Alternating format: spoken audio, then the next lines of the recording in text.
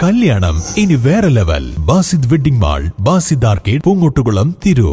സംസ്ഥാനത്ത് കാലവർഷം ശക്തി പ്രാപിച്ചതോടെ ഡാമുകളിലെ ജലനിരപ്പ് ക്രമീകരിക്കുന്നു. പാലക്കാട് മലമ്പുഴ ഡാം, വയനാട് ബാണാസുര സാഗർ ഡാം എന്നിവ തുറന്നു.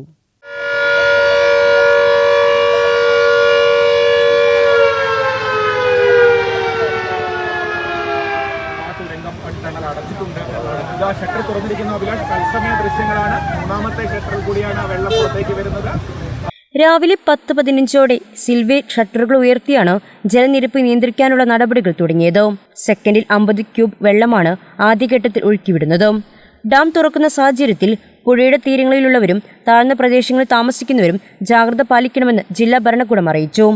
10:20 മലമ്പുഴ ഡാമിന്റെ ഷട്ടറുകൾ തുറന്നത്.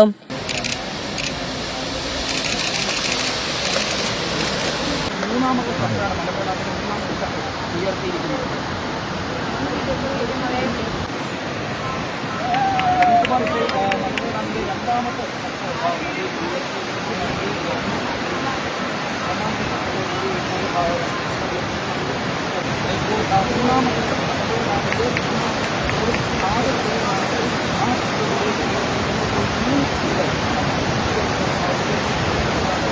ഡാമിലെ ജലനിരപ്പ് 115.19 മീറ്ററായി ഉയർന്ന പശ്ചാത്തലത്തിലായിരുന്നു ഡാമിന്റെ 3 ഷട്ടറുകൾ തുറന്നത്.